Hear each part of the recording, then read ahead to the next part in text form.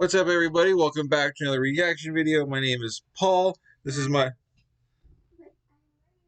little girl Raven, and I'm back with the American Revolution Part 2. I watched the first one last night, and it's Christmas Eve, ready to finish it up, and my little girl wanted to check it out too, so here we go.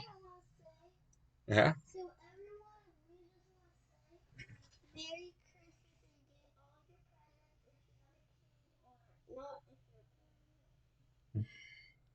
And please say,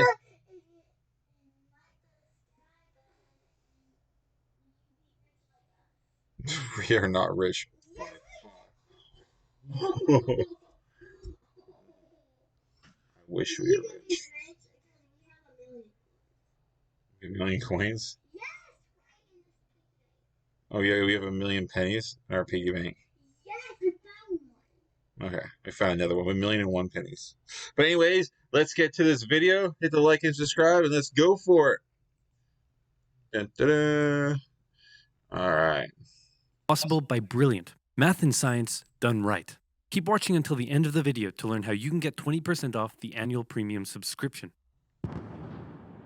Part Washington's 2. butt was sufficiently kicked. Winter was here. His troops' morale was low. Some just up and left. Washington needed to do something, anything to restore faith in the revolution. The British had spread throughout New Jersey and settled in for a winter of drinking cider and partying hard. Nobody expected an attack in the winter, so Washington started making plans for an attack in the winter. The British had hired a large force of Hessian mercenaries from the German states of Hesse-Kassel and Hesse-Hanau to fight the rebels. It was these mercenaries that were stationed across the Delaware River from Washington and his army. And there were more Hessian reinforcements incoming, but they made an unscheduled stop because their commander got thirsty. No, not that kind of thirsty.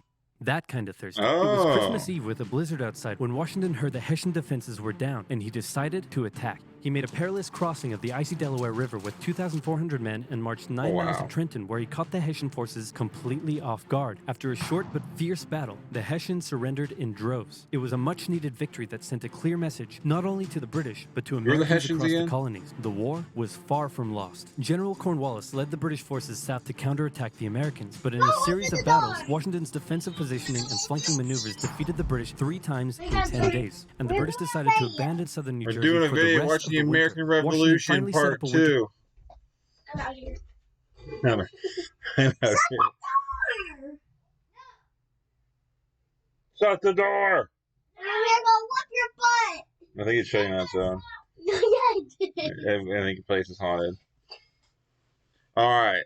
Since we were rudely interrupted. Sorry, guys.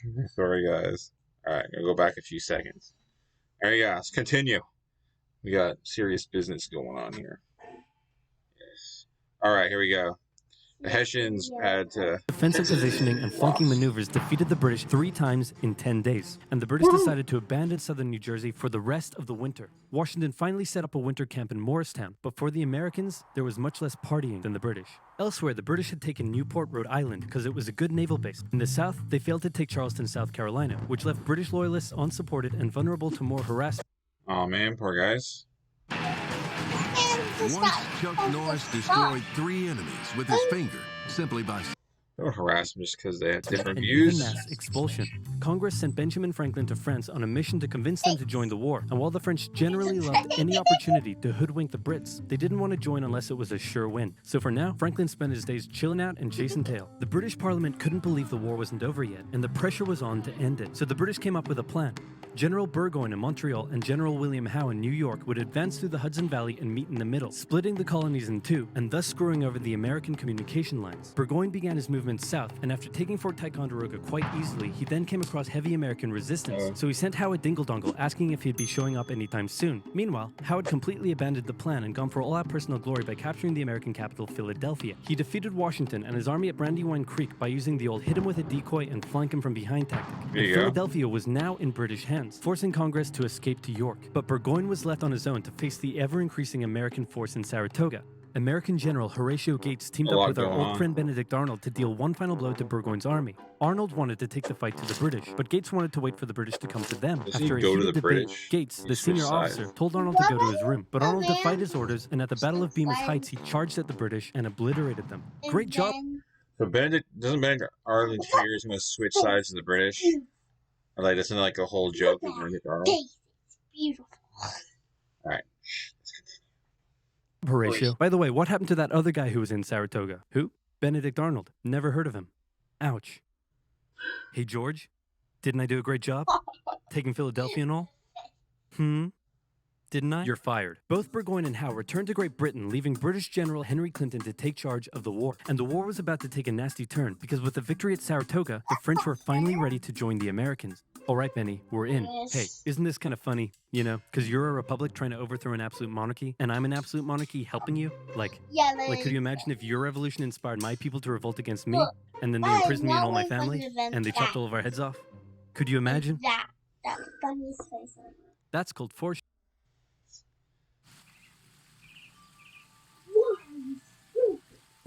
Benjamin Franklin. Are you stupid?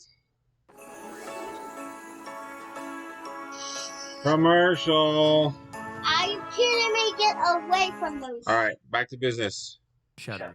For now in America, winter was here once again, which meant yet more disease, more starvation, and even a little Gotta be mutiny. rough After back losing then. Philadelphia, Washington's job was again on the line. But suddenly, a Prussian guy with a very fancy name, hired by Benjamin Franklin, showed up out of nowhere and said, "Hey, I'm here to give your men a European military training." And train them he did. They learned how to shoot accurately, how to march in formation, where to poop and where not to, and strict punishments were handed out to any who We're ready. didn't comply. Washington's army came out of the winter I in agree. 1778 a new and improved force, ready to take Philadelphia I back don't from the agree British. for In the the end, though, they fucking didn't have to. With the French entry into the war, the British ordered General Clinton to evacuate Philadelphia and consolidate all of the British forces in New York. So Washington sent Benedict Arnold to reoccupy and secure the city as he pursued the British through New Jersey on land, eventually finding a good What are you opportunity to attack at Monmouth Baby Courthouse. The Yoda? battle took place on a sweltering hot summer's day, and as many soldiers died from heat stroke as they did from gonna battle. say the In the weather end, probably after killed some us as incompetence much as slash the borderline war treason did. from Washington's second in command, it was a draw. And in this Excuse war, me? a draw is kind of a victory for the Americans.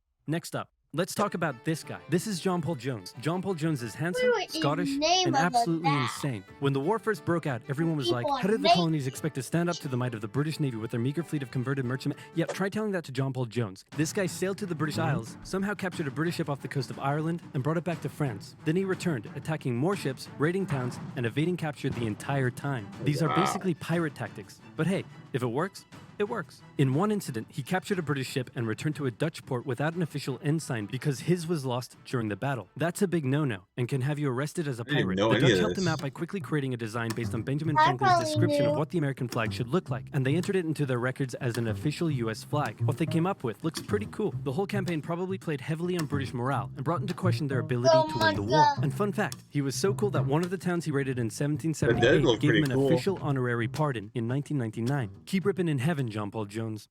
You're an angel now. What the Continental Navy was lacking in resources, though, the French entry into the war made up for. The French began with naval skirmishes in the English Channel, and they sent a large fleet to America, although it sustained a lot of damage in a storm off Rhode Island. The Americans were hoping for a bigger commitment from the French, so John Adams went to France to help Benjamin Franklin continue negotiations. Oh good, you're finally here. Check this out.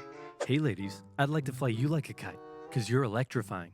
Was he really Isn't like this that? great? Is this what you've been doing? Yeah. Why? We were sent here on a diplomatic mission to secure military support from France, not to philander with the locals. Wait, no, ladies, come back. Worst wingman ever. But the Americans would get some more help. The Dutch provided aid, although they never formed an official alliance. More significantly, though, the Spanish, who had already been providing aid, officially joined the war in June 1779. They would provide support in the Midwest and the Gulf Coast, campaigns that heavily impacted the Native American tribes in those areas. Both sides actually enlisted the help of US Native is getting a American lot tribes of help. throughout the war, sometimes even pitting those tribes against each other. In the summer of 1779, after a series of raids against the Americans by the Iroquois, Washington organized an expedition that burned down more than 40 villages, forcing the tribes to relocate to Canada for British protection. And another group that shouldn't go unmentioned were African Americans, both free and enslaved. They joined both sides of the war, hoping to gain their freedom. But afterwards, many were simply returned to slavery, particularly those who had fought for the Americans. Despite owning slaves himself, Jefferson had written a condemnation of slavery in the Declaration of Independence, but out of fear of offending the southern colonies, this was removed from the final draft. For the same reason, the American Army stopped enlisting African American men in 1775, a policy that Washington, a slave owner himself, supported. But they were forced to reverse the policy after the British promised freedom to any slave. Might have to check out the Civil War eventually. I've seen that they had to do the Civil War ones well. Oh, get your feet down. Come on. Go sleep. All right, here we continue. Slaves who joined them. In general, you stood a better chance of gaining freedom if you fought for the British. However, even those that left with the British after the war suffered mistreatment and discrimination in their new lives outside of America. Our good friend Benedict Arnold is now in charge of Philadelphia, having a good time, partying down with, and even marrying a member of the Philadelphia elite. The same elite that had partied down with the British when they controlled the city. And suddenly, the people of Philadelphia, including the state governor, started accusing Arnold of having pro-British sentiments. To keep the people happy, Washington wrote a letter rebuking Arnold, calling his conduct imprudent and improper, and that was too many ouchies for Benedict Arnold to handle. He asked Washington to put him in charge of the fort at West Point. Then he contacted the British, offering to hand the plans of the fort over to them and join their side. Yeah. Our good friend Benedict Arnold is our good friend no more. Luckily, the treasonous plans were discovered on a captured British officer, but Arnold managed to escape before he was arrested. As a British brigadier general, he would go on to lead raids against American cities, most notably his raid of Richmond, Virginia in 1781. His betrayal shook George Washington, who had once again set up camp at Morristown. His leadership somehow held the Continental Army together through the harshest winter of the war. We're entering 1780, and Parliament was hopping mad that the war still wasn't over. The British debt was soaring, and despite taking parts of Massachusetts in late 1779, the North was in a stalemate, so the British decided to make a major shift in strategy to the South, an economically rich area with a higher level of support for the British, or so the British thought. A year earlier, they had captured the underdefended city of Savannah, Georgia easily, and a joint American-French counter-siege failed. Now, they laid siege to Charleston, South Carolina. It fell within months, with thousands of American troops surrendering to the British, a costly defeat. The British quickly moved to take control, and they sent stereotypical Hollywood villain with a British accent, Bannister the Butcher British is Tarleton, taking into the advantage backcountry, here. where he hunted down rebels and destroyed them with ruthless brutality. The British presence also inspired local loyalist militias in the backcountry to rise up against their persecutors. The British really seemed to be onto something with their new strategy, and the ball was very much in Washington's court.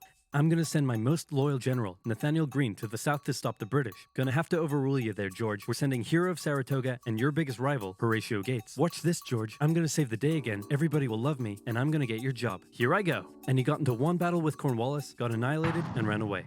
Alrighty, let's go with your guy. Nathaniel Greene knew the British outnumbered his own forces and wouldn't be defeated with conventional tactics, so he had to think outside the box. He split his army into two, said, "Hey big boy, look at me," and then they went running in two different directions. Cornwallis sent Tarleton after Morgan, and he caught up with him at Cowpens, where Morgan proceeded to kick Tarleton's butt. Then the two led Cornwallis on a wild chase through North Carolina, his bigger and better equipped army much heavier and slower than Greene's quick and mobile troops. Greene led Cornwallis further and further from his supply line, then crossed the Dan River into Virginia, picked up some reinforcements, and turned back to face the now exhausted British. At the Battle of Guilford Courthouse, the two sides engaged in vicious close combat. Cornwallis, fearing loss, fired his big guns into the chaotic fighting, cutting down many of his own men. Greene retreated, giving Cornwallis the victory, but Cornwallis lost a quarter of his men in the fighting, so it felt much more like a British defeat. At this point, both sides desperately needed something to happen soon to end the fighting. The British were running out of money, while the Americans were again facing mutinies as the men went without pay or even basic living needs. Fortunately, the French were now showing up in greater numbers and were ready to fight. After his encounter with Greene, Cornwallis decided the only way to win the South was to first prevent the Southern Continental Army from using Virginia as a supply base. So he abandoned the Carolinas, moving to Wilmington and on to Yorktown, a position the British believed would be easy to supply and support. On his march to Yorktown, he raided many farms, stealing horses and supplies from the locals, but also freeing thousands of slaves, many of whom joined him. The French saw Cornwallis's new position as an opportunity to land a decisive blow on the British. Washington wanted to attack Clinton in New York, but the French said it was a really dumb idea. And to be fair, it was. Instead, Washington sent out fake dispatches to make it look like they would attack Clinton, but secretly their combined force marched all the way down to Virginia. A large French fleet under the command of Comte de Grasse arrived and successfully cleared the British Navy out of the Chesapeake Bay. The combined land and naval forces then laid siege to Cornwallis's army in Yorktown. The American and French forces tightened in around the city, raining artillery down on Cornwallis, who desperately appealed to Clinton for aid, but Clinton was unusually chilled out about the whole thing. Cornwallis held out for nearly a month before he had no choice but to surrender. Over 7,000 British troops were captured, a crushing defeat, and with that, Parliament had reached the end of its rope. The war just wasn't worth it, and it needed to end now. The British still held New York, Charleston, and Savannah, but fighting between the two sides mostly ceased as peace negotiations opened up in Paris. The resulting treaty in 1783 saw Great Britain remove its troops from American soil, recognize U.S. independence, and cede territory up to the Mississippi River. In return, the Americans agreed to pay any debt still owed to Britain and gave fair treatment to any colonists who had remained loyal to the crown. The Spanish got Florida, while the French got an economic crisis that led to its own revolution a decade later. Washington retired to his home in Mount Vernon, wishing his men farewell by saying, "I most devoutly wish that your latter days may be as prosperous and happy as your former ones have been glorious and honorable." He hoped to live out the rest of his days in peace, but unfortunately for him, a number of people wanted him to be the first leader of the new country, and by a number of people, I mean literally everyone. The first election campaign in American history was basically a grassroots effort to convince Washington to accept the office. He was sworn in on April 30th, 1789, and he himself established many of the standards and limitations of what the American leader should be. First of all, there was debate on what he should be called. Is he a king? Is he our glorious leader? In the end, they went for a word that at the time was pretty modest.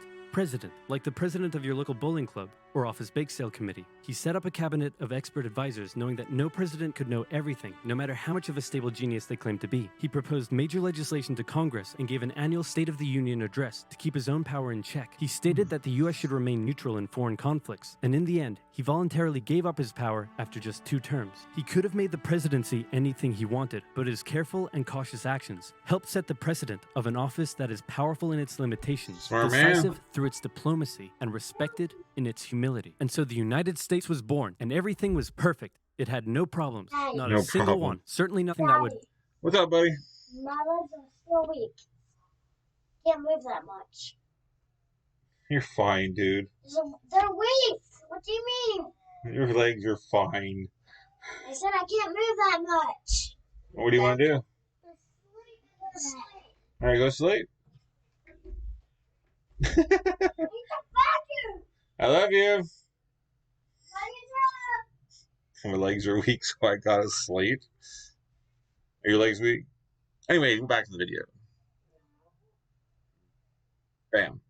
I don't know, caused such an extreme divide that it would lead to a civil war.